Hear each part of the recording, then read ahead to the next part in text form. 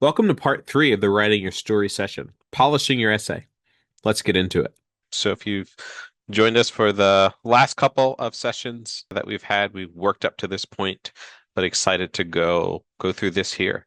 So three levels of revisions we'll kind of talk about tonight, the big picture, the line level, then also proofreading, whether that's you proofreading or someone else proofreading, how to get and use the feedback without losing your voice.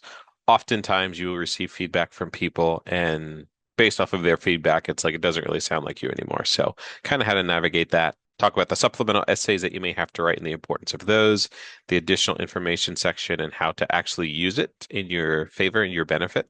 And then also, how do you kind of manage the multiple supplemental essays that you'll have to be submitting? But also, too, a lot of the time students will face whether it's a supplemental essay, whether it's their larger essay or personal statement, right before they submit it, they're like, yeah, I really don't like this anymore. And they kind of have this not midlife crisis, but like mid-application timeline crisis where they're like, I want to scrap everything and redo everything. So we'll talk a little bit about that too. And then also what happens after you submit your essay and what happens after you submit your college application because, you submit it and then there's somewhat of a relief, but then there's a stress of, did I get in? When am I going to find out that I get in?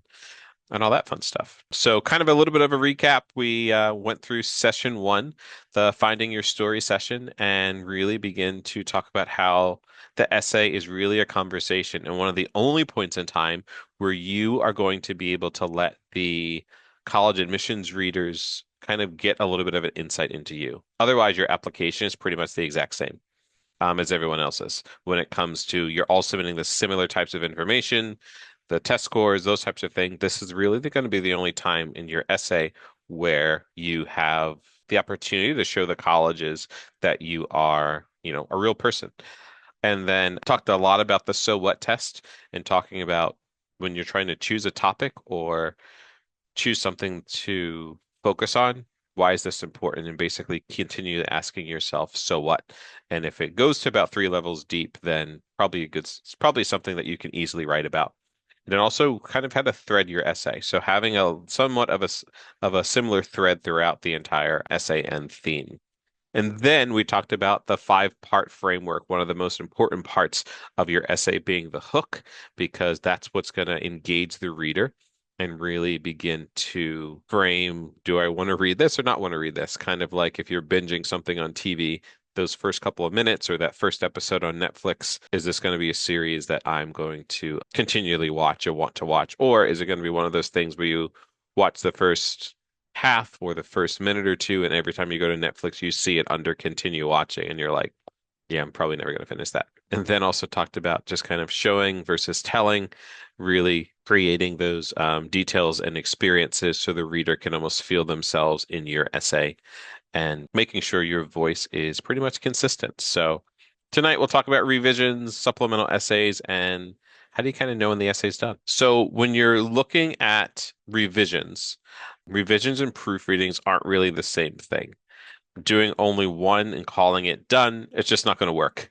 Proofreading is more so when you are looking through your essay, and that's more when you're looking at are you fulfilling the requirement and making sure you're within that word count?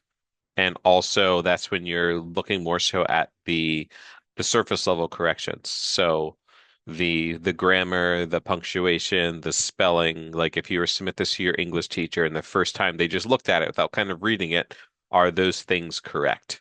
So really just making sure that, capital letters at the beginning of your sentences, punctuation, not using texting slang that we use. I mean, I've seen LOL in college essays before. That's not what you want to put in a college essay. So making sure that it's something that reflects well on you and not just something that you just kind of threw together.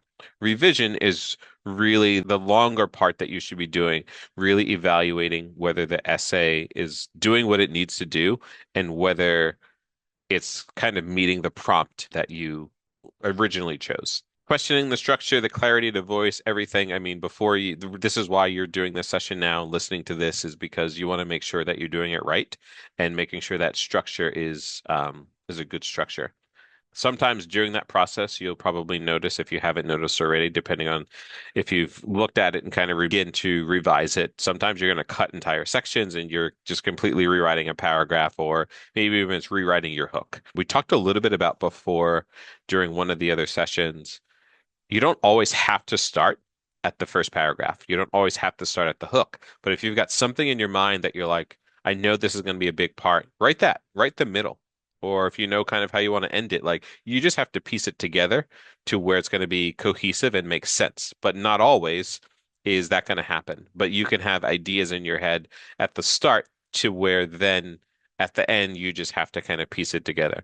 I've always been kind of fascinated when I learned that movies aren't shot in the order that we see the scenes. But like the writer and directors, they know what's going to happen. So they often will, all right, well, we can shoot, the middle scene and then the last scene. And then at times the first scene isn't filmed until the last scene. So somewhat the same way with your essay. As long as you kind of have an idea, you can kind of piece it together and edit it kind of how you want.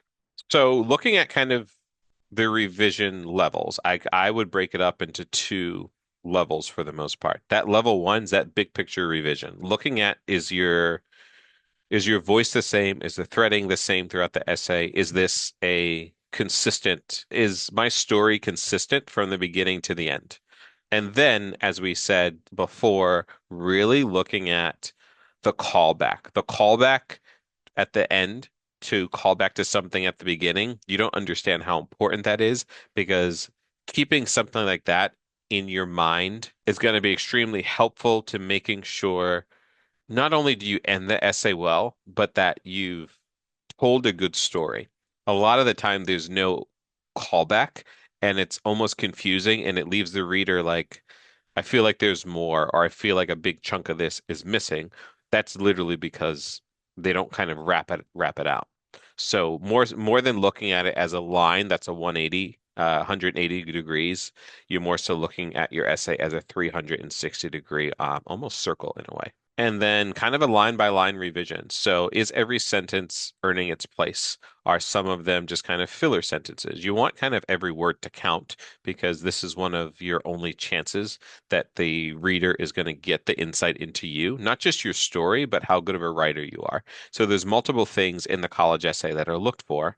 One of the things is first off, how good of a writer you are. So looking at those proofreading things with the grammar and the spelling and all of those things, like you have no idea how important that is because let's say there's two people and they're up for one spot. You have no idea how nitpicky that last spot or how nitpicky they can be or will be with looking at that last spot and which student's going to get it.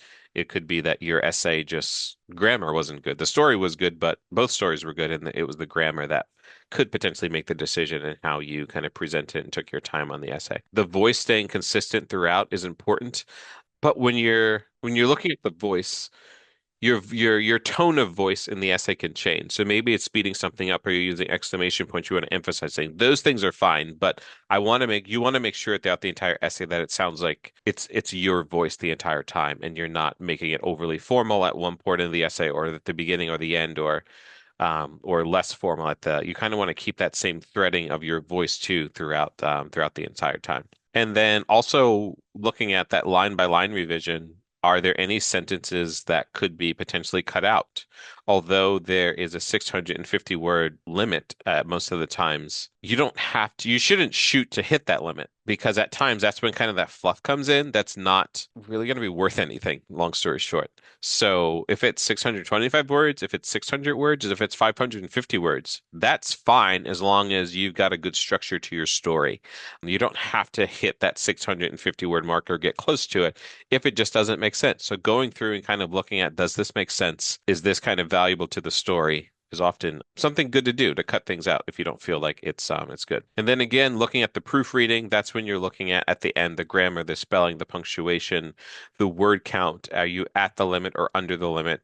And really, I would say even more than once, but just kind of read it out loud and have someone else at least read it out loud to see if it makes sense to them. And is it easy to read? Is it like easily readable? Cut in half exercise. So take a paragraph that you like the least in your essay, and can you cut that by 50%? a lot of the time because you're looking at just kind of meeting the word count. And again, you don't have to do that. You oftentimes won't miss what's removed, and at times you can expand that paragraph and make it just a little bit stronger. I'm not sure how many of you will watch. I feel like we don't really have DVDs anymore. I feel like on DVDs I would watch them, but at times on maybe on YouTube, a movie will post like the deleted scenes from a movie where it's like, ah, like I could have seen how that could have been in there, but it wouldn't have really added much to the story. What are some of those things that you can do potentially in your essay? Like these were the deleted scenes, but here's what actually made it in the final cut in the editor's room. And again, don't think of the 650 words as the goal. That's just basically the ceiling. You don't have to reach the ceiling.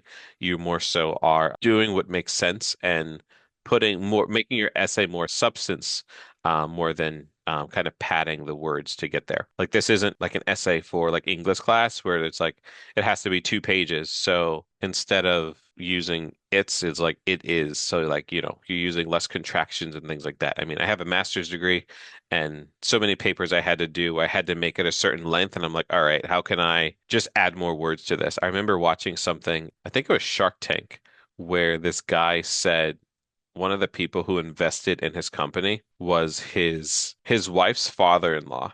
And the sharks are like, I think it was Kevin, the guy with who wears like the suit all the time. He was like, whoever the guy, let's say the guy's his name was Nick. He's like, Nick, your wife's father-in-law is your dad. Like you're not going to use these extra words in your essay, but sometimes people do that and it's just unnecessary. And then when it comes to getting feedback, who and what to ask. So you want to ask someone who you trust, who you think is going to give you actual feedback, not someone who is just going to read it and be like, "Oh yeah, this is good." You don't want someone just encouraging you, but someone who's really going to be honest. So whether that's a parent, whether that's a teacher or a counselor who may read a lot of essays. I always suggest one of the best people to probably get to read your essay if they have time to do it, and especially try to ask them earlier rather than later, is an English teacher that you currently have or have had in the past that you have a good relationship with, because that's their thing, that's what they're teaching. And more than likely, they've read quite a few student essays over the years where they can give you some really, really good feedback. And potentially a peer who may be going through the same process and having them, depending on the topic of your essay, at times, if you feel comfortable with them reading it, asking a peer because not only could it help you, but it could also help them in their essay and kind of looking at it from their essay from a different perspective. So asking a peer at times who's going through the same thing you're going through and also doing their essay could help both of you out if you're reading each other's essays. Again, depending on the topic and how sensitive potentially the subject matter is of the essay. And then, of course, at College Knowledge, we have our own essay review service where students can submit their essays to us, and we don't rewrite the essay, but we will go through the essay and give a lot of feedback as to how to make it a little bit stronger, but also how to make it sound a little bit stronger and stand out. When you're asking for these things, though, you want to ask whoever you're asking to help you review these, not to edit the sentences. Just really tell them how they felt when they read it and just really just kind of give feedback, but don't have them touch it. I would even say like, send it to them in like a PDF so they're not kind of tempted to actually touch it. And edit the essay for you because that should be something that you're doing on your own. And then overall, like the thread, like asking them, does it make sense? Is there a thread throughout the essay and not just them like, oh yeah, like I really like this and I really like this and not the whole thing. They're giving you a sentence or two that they like, but they're not kind of giving you that overall feedback. Really, really ask for critical feedback and what parts of the essay maybe they feel connected to versus disconnected to. Those are the things where it's like maybe these things aren't the most useful, where you could do that 50% test and potentially take some of the stuff out of the essay. If there are people who you're asking to review your essay doesn't have feedback, that's when you should kind of just begin to ask them just more questions about things that you're curious about and really ask them even like what they liked about the essay. Maybe there's some things that you think are that from your writing perspective you feel is a little bit stronger where they didn't kind of pick up on that. Where kind of getting their feedback, you can adjust some of the things in your essay that you're actually curious about. And it's important to utilize the feedback, but always, always, always make sure you're not losing your voice. Feedback is just information and not instruction on what you can do. It's your essay. It should always sound like you. You're the author of the essay. Just take the feedback that you're getting and you have to decide whether or not it makes the most sense for you to make those changes. I've given many changes to people and I know some they've used and I know some they didn't use.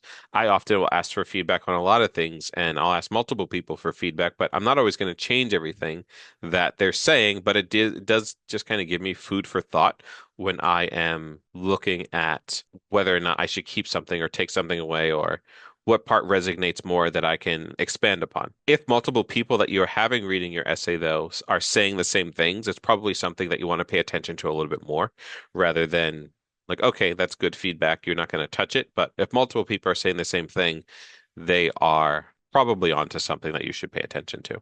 This is really good where it talks about the preference. So when you're looking at evaluating conflicting feedback, is it just a preference of someone or do they, why are they kind of giving you this feedback? Because sometimes people will say things to you that here's how they would do it. You don't really want to know how they would do it. You're just kind of asking for their feedback. And before you change anything, would this sound more or less like you? If it sounds less like you, probably not the best thing to change it unless it's more of a style type thing of how you're writing.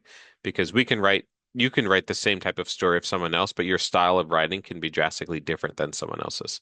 So when you submit that essay should still be 100% you and your words and not a committee's decision, but your own decisions.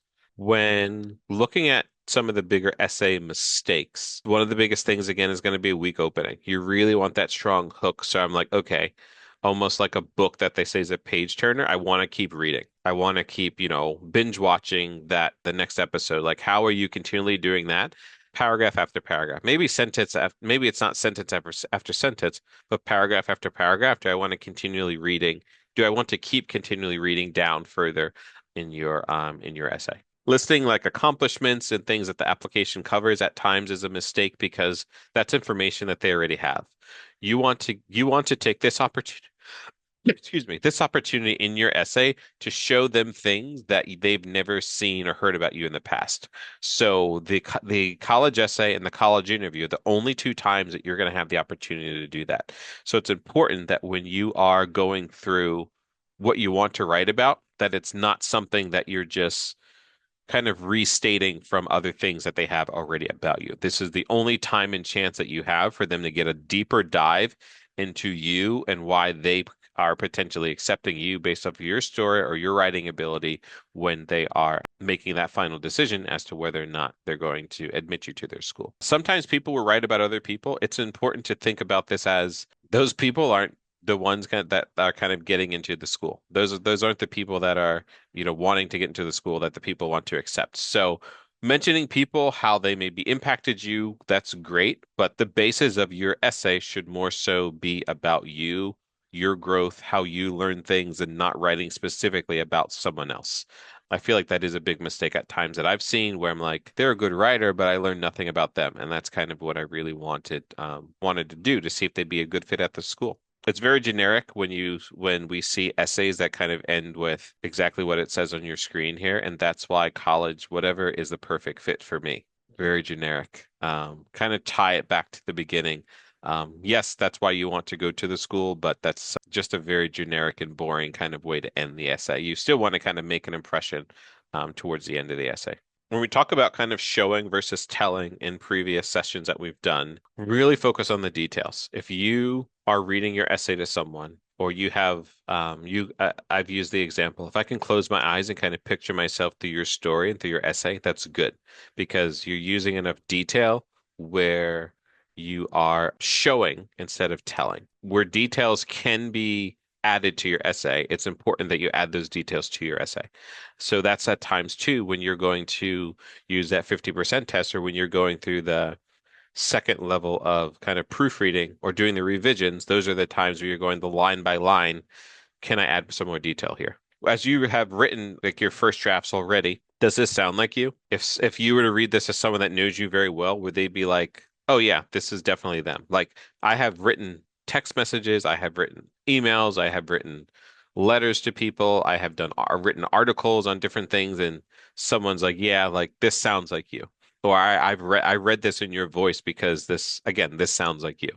If that's the case, then good. But someone who knows you very well at times may be a good judge of whether or not the tone of your essay sounds like you, and is it consistent throughout the entire throughout the entire thing. So that's someone who knows you very well. Could be someone, and someone who knows you very well, and someone that you trust that give you good feedback could be someone really good to read your essay simply because they know kind of what sounds like you. And then really focusing on that so what test. So the different types of details that you're beginning to integrate into your essay, it's important to really go through that so what test now that you've written something. Is this important? Why did I include this? Can I continue to kind of talk about this? If it passes kind of those three levels of a so what test, keep it because that's something that has is probably easier for you to write about and can easier for you to continue a story on. A lot of times students will ask, why do I have to do supplemental essays? A lot of times they ask that because it's just a lot more extra writing and they don't understand it. A lot of the times, especially when you're using something like the Common App, where you're going to submit one essay and it's going to go to the same school, they know that. So they want to see a little bit more about you, but also want to see a little bit more about how you write about specific things. A lot of the times they may ask you specific things about the school or to write about how you may look to fit in at the school. So those are the types of things when you have the opportunity to really kind of put into play what you've researched, what you've learned. Maybe it's a campus tour that you did. Maybe it's an activity that you're looking forward to on the campus that they have.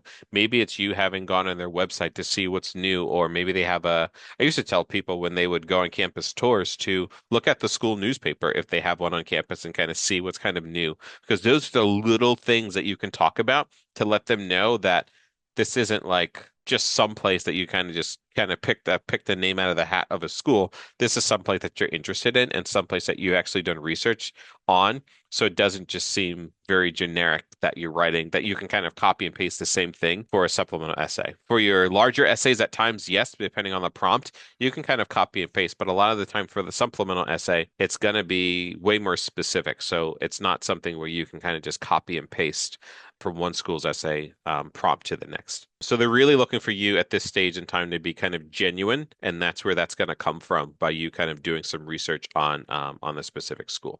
So what kind of makes this work in a nutshell is again you doing that research.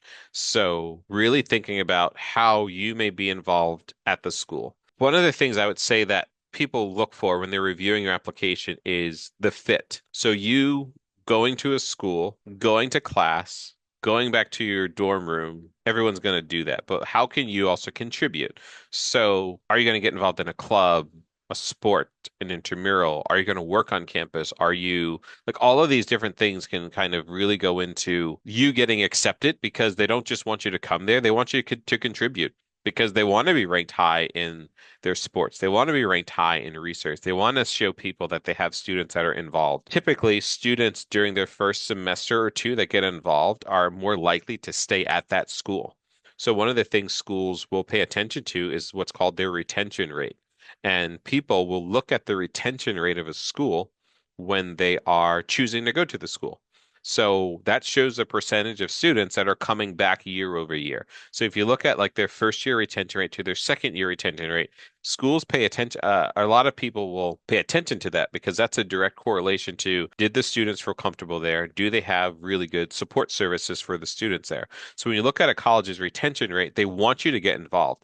And one of the only ways they can tell that you'll get involved on your application will be your extracurricular activities list, because if you were involved in high school in a lot of different things, chances are you'll be involved in college. Or if you had a job outside of high school, chances are you may want to work on campus. So those little things when you're writing through a supplemental essay and answering specific questions, including things like that of how you would plan to be involved, is huge. Not just talking about potentially like the rankings and different things like that, but also talking about how you can contribute to the overall school's environment in a way. So when I visited UPenn, my guide talked a lot about things that she did off campus that like really contributed to her experience, like volunteering and things like that. So can I talk about that in like an extra question that they're going to ask me? Yeah, I mean, I would say anything that kind of relates to the community, whether it be the physical on-site school community or, what you're going to do in the area. Because even like what you want to do in the area, you may like to do things in the area, so that keeps you at the school. So contributing and even knowing, especially like if it's not someplace that you live close to right now, but knowing kind of what's in the area, that also kind of shows that you've done research. And also, having gone on a campus tour and remembering something like that, like shows that time commitment that you potentially took in to come to campus and paying attention to those types of things. But it's not always, I mean, you're going to spend a lot of time on campus, but it's also good just to get away and get off campus for a few hours or a day or a trip or something like that. So those types of things, yeah, I would say definitely if you can relate it to one of the questions, for sure, include it. Yeah, good question. But a clear connection between your goals and what you kind of want to do could really pay dividends when you are looking at writing and answering the questions to a supplemental essay because they can vary drastically from school to school. And then you'll also see at times, which is typically going to be optional, but the additional information section. And this is where you can provide information when you're submitting your application that kind of doesn't fit anywhere else on the application. So just different things that you've learned specifically, like, putting things that you've actually learned that about the school or things that they're doing, like I was talking about, like just literally like picking up a school newspaper, going on their website and kind of seeing what the school's been doing or what maybe there's some of their like for me, for instance, having gone to college and my major being criminal justice, maybe I included something about the criminal justice program where I saw that one of their alumni was doing something, or like those little things. You have no idea how important touch points those could be when someone's reviewing your application to actually see how you have connected to the school and how you could see yourself doing those things when you potentially get there too.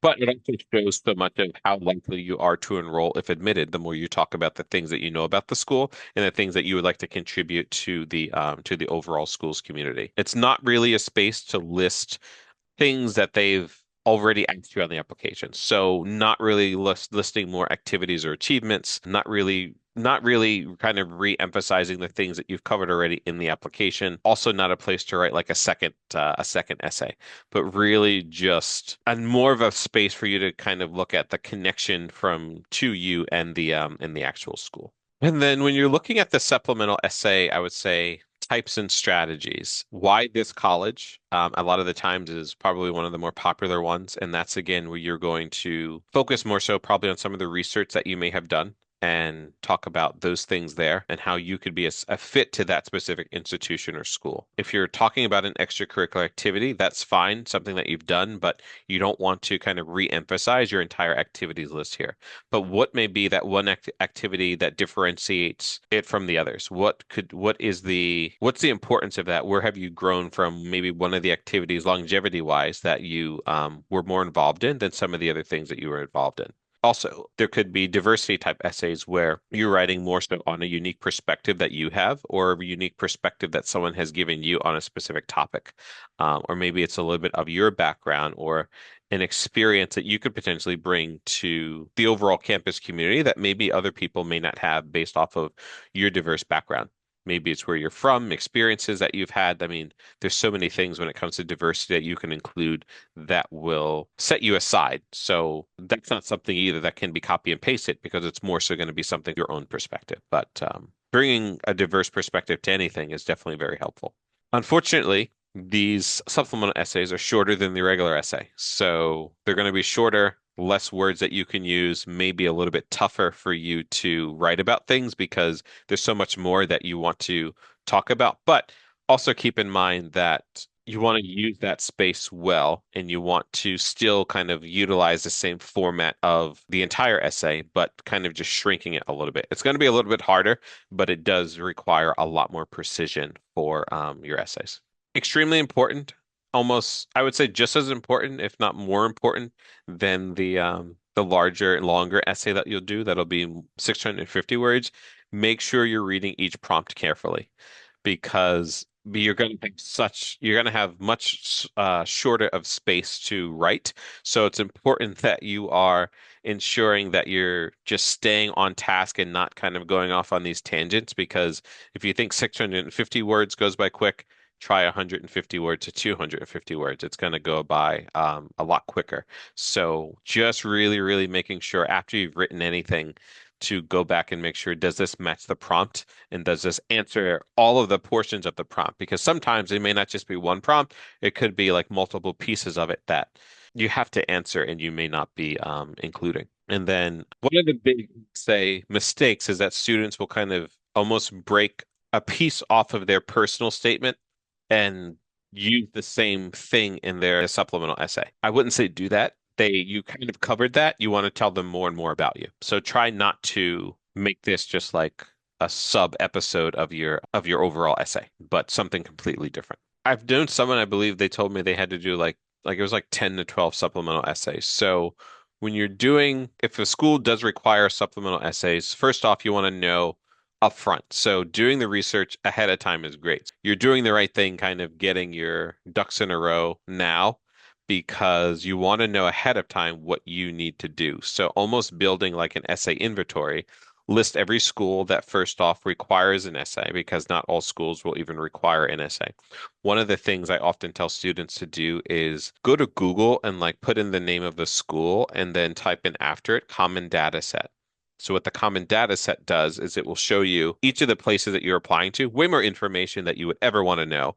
But one of the sections in a school's common data set, usually it's in like a PDF or a Excel file, it will show you the overall admissions decisions factors. And sometimes the essay may not even be something that's considered, but you want to know that ahead of time. So during the process of kind of looking at applying to schools, not just looking at an inventory and maybe keeping track of what schools you're applying to, but what you need for each school. One of those being, do they require you to do the essay? And then also when, or do they require you to write supplemental essays and how many? And then the word limit and the deadline for each. So the deadline for the regular essay, the personal statement may be different than potentially the deadline for the supplemental essays. But doing all of that legwork at the front end is going to stress you out way less at the end before you submit, or you think maybe there's one or two essays, or maybe you don't think there's any supplemental essays, and then all of a sudden there's like five that you have to do. So to start now and start early is definitely going to save yourself a little bit of stress. And just work smarter, not harder. Write the strongest version of each essay type first, and then adapt to each school. So sometimes there could be things that you can kind of switch around that could be similar, but you also want to always make it school specific. And also, if you are kind of utilizing the same essay, I tell people to do this in my cover letters. I've read cover letters, I've read essays where for a cover letter for a job, someone submitting the cover letter will put, I'm applying to X company, and they just copy and paste it, and it's not even for the same company. So you don't want to do that in your essay for schools either, because it shows your attention to detail. So you putting that, I want to go, I'm extremely interested in X school, that's not their school name, doesn't look good on you. And I've seen that many times in a student's essay. I've also seen the same thing with letters of reference. So unfortunately, at times it's like instead of, I just submitted a letter of reference for Lillian, and now I'm submitting a letter of reference for Prina, but I just copied Lillian's and I forgot to change the name. So you want to make sure that it's very, very specific to the person. And even when you are asking your reviewers, hopefully, hopefully they have that, they're conscious about that, but at times, ask them to see it or, make sure this is correct or these little details are correct because those small attention to details things when you're submitting your supplemental essays saying that it's one school over another school and you completely got the wrong school name there, it doesn't look good on you. Just kind of pay attention to those little details. Also, stay on track. Set these set deadlines for yourself. So when you're looking at kind of the timeline to start, I think right now, the summer before you can apply is the best time to start because it's going to hit you very, very quickly that, oh wow, college applications have opened August 1st. So in August, that's when you're really focusing on potentially writing and revising, whereas now it's mainly potentially the brainstorm and picking a topic. Maybe you have started to write, maybe you have started to revise, but right now is kind of the best time to begin that whole process. And then September, I would say, is probably the best time to begin to finalize and begin to do your supplemental essays, but also beginning to get people to review it and really finalize what you want to do. Because shortly after that, in October, if you are looking to apply early action or early decision to schools, they will want to have all of those things in typically within their early decision or early action deadlines, which are typically for most schools between November 1st and November 15th of your senior year. Most schools, I would say, is November 1st for early action and early decision deadline. So that September, October timeframe, you really, really want to make sure that you're finalizing things and proofreading and doing those revisions. And then you have a little bit more time if you're looking to submit your application regular decision. And regular decision being just kind of after that early action, early decision deadline, typically from November to potentially December to December and into January is when most schools are going to have their regular decision deadlines. But if you want to be the early bird and you want to get everything in prior to that and kind of just want that peace of mind if you're applying early action, or if you definitely are like, I definitely want to go to this school, this is my top choice, you can also apply early decision and just make sure all of your I's are dotted and your T's are crossed when you're submitting those things in. At times, you've done all this work, and then right beforehand, it's like you've got this light bulb that goes off and you want to completely switch up. That happens. One of the things is to really think about is what's going on in your head real right now, or have you just been doing the same essay for a while and you're just like bored of it? Because if you're starting literally now in the summer before you can apply, and then you're still waiting to November to submit it. At times it's like, you do have essay fatigue and you're like, I don't even like this topic anymore. And it could just be you've been reading it for the last, 3 or 4 months. So think about, is this a real problem versus whether or not you need to kind of change the essay or change things in the essay. So set it aside for a couple of days and then kind of go back to it and even potentially run it by people before you run it by the essay people who you had reviewed your essay, so your essay reviewers, run it by them to see if your potential new idea is better than the old idea, and is it potentially worth switching, or is there really a reason why you're really trying to switch it? And then if there is a real problem and the problem does exist, maybe you need a fresh topic, or maybe you just need a fresh start or to kind of do that 50% test or that line by line review as to whether or not you need to just remove some things and add some more substance to your essay, some more detail to kind of guide people through it a little bit better. But make this process here very targeted, because you're going to have a way short amount of time than July to potentially November to review it. You just may have a few days or a couple of weeks. I often say once you're kind of secure and you're like, yes, this is it, submit your application. Because if you've got your essays done, that's usually the part that's going to take you probably the longest to do. So if you've got your essays done, go ahead and just submit the application so you don't start to second guess and panic last minute. So when you actually will submit your essay, you've got admissions readers or a reader that is going to be reviewing your essay. So it could be multiple people that are reviewing your essay. It could be just one person that is reviewing your essay. You don't really know. You probably won't know, but that's kind of one of the things that happens next after you submit your application. If they're doing a holistic review, and a holistic review is when they're reviewing kind of everything that you're submitting. So they're reviewing you just kind of 360 as a student. So that's when they're reviewing your GPA, the courses that you took, the activities, letters of reference, your essay, whereas not always schools do a holistic review. A lot of schools that are a lot larger, they don't have the time to review every single thing that you submit, because you may submit, 2 to 3 letters of reference and multiple essays and those types of things. So some of the larger schools that receive almost upwards or more than like 100,000 applications, like where I worked at Penn State, I remember us receiving over 100,000 applications within an application year, I mean. And there's just not a lot of time, so they don't do as much of a holistic review when you have larger schools. But a lot of the smaller schools, they have the time to do that because they don't have the application volume. So looking at something again like the common data set for a school to kind of see what they actually require and the weight of different things. So at times you'll see like they'll rank things as like very important, somewhat important, or like very important, important, considered, not considered. So you can look at those types of things to see, are the things that you're actually stressing out about a part of their actual review process? Because at times it's not going to be part of the review.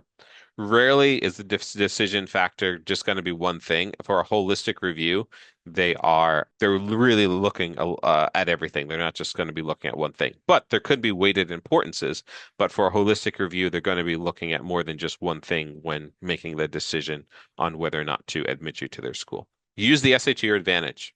If there are different parts of your application that you want to explain, if there are different parts of your life that you want to explain, like for me, I think I mentioned previously in another session how I used my personal essay to talk about my grades and how I had medical issues when I was in high school. So the F that I got in 11th grade was specifically because I wasn't in that class. That class, it was a music class. So like I had to be playing the instruments and learning these things. And I couldn't really do that from home because I didn't have the instrument and those types of things. So I remember in one of my music classes, I got an F. And I was able to explain that when I got in my personal statement, how my medical issues contributed to this, but also here's how I learned things and here's how I overcame things. So anything that you think may be kind of a red flag in your essay that may not look very favorable to you, that's something to kind of that you could potentially use the essay for.